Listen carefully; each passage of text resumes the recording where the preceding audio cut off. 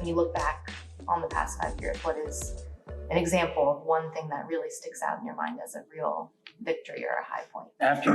After we hired James a couple of weeks in, your dad reached out and, On LinkedIn.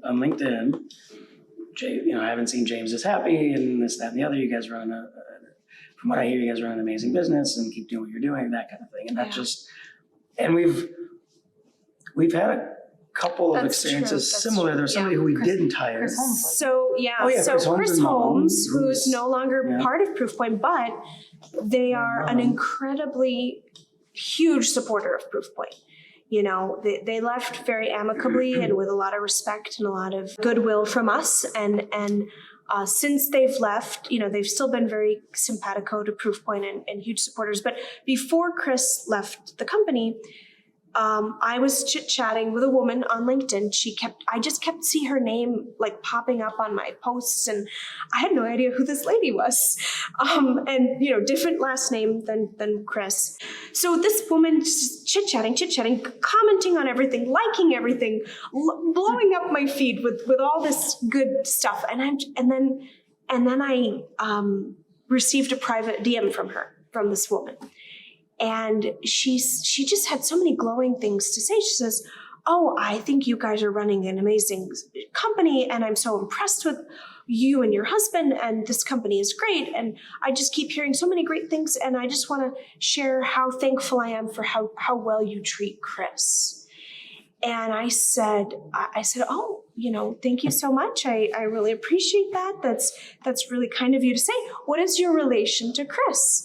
And she says, "Oh, I'm Chris's mom." I had no idea. Another highlight over the past 5 years. It was one of those situations where we had to kind of pull some all-nighters. Like we were working late. Steve, Kristen's husband, made dinner. And he's like, "Okay, why don't you know, it was like 8 or 9 o'clock by the time you were sitting down for dinner. And you're like, guys, I'm going to take a break. I'm going to pause for dinner. But you kept your video open. And we're like, okay, Mike and I are going to be in the background. We were just kind of like doing whatever. And you went to your kitchen or dining room, whatever, and you were eating.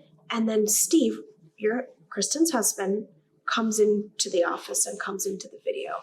And I felt like mortified. I'm like, oh my God, this husband must think we're crazy, that we're working his wife to death, that she's working these crazy hours. He must think that we're awful people, awful company. Like I was so embarrassed and so ashamed. I mean, in agency life, it sometimes happens where you have to work nights and sometimes weekends. But we've been working so hard to never, to have that balance and never, that's an exception, not the rule. So Steve walks into the video and I was so apologetic. I said, "Steve, thank you so much for being so helpful and supporting Kristen and supporting Proofpoint. We really appreciate it. And I'm so sorry. And I just want you to know that this is not going to be an everyday or every week occurrence at all."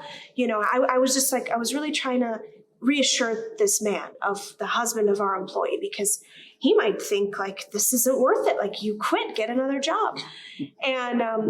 And he stopped me dead in my tracks. He goes, "Oh, you don't have to apologize. I should be thanking you for giving Kristen such a meaningful place to work. I've never seen her be so motivated and so happy and so appreciative of a company and speak so highly of its leadership." And I was in tears, trying to not ugly cry and, hold it together, Gabby, hold it together.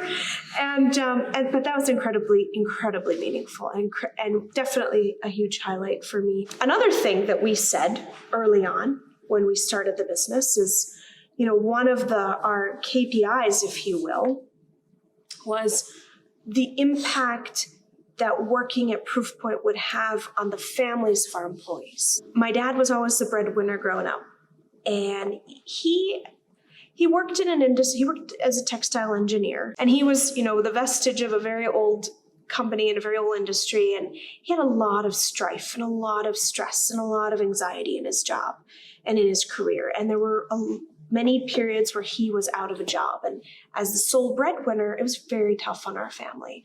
And I'm the oldest, and I saw firsthand how stressful and how awful it can be to work in a company where it's a bad culture, or you're underpaid, or you're undervalued, or you don't have room to grow, and just all these, what I call the awful underbelly of corporate America. And I saw that firsthand with my dad growing up.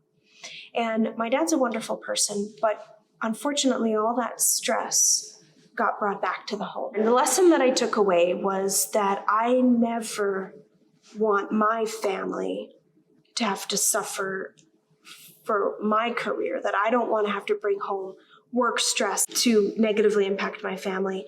And one of our KPIs was, how can we positively impact the lives of the family members of our employees? And we never quite knew how we would measure that. Through qualitative data. But getting that feedback from Chris's mom, Steve, and from James's dad to hear that feedback, that was a huge feather in our cap for me and highlight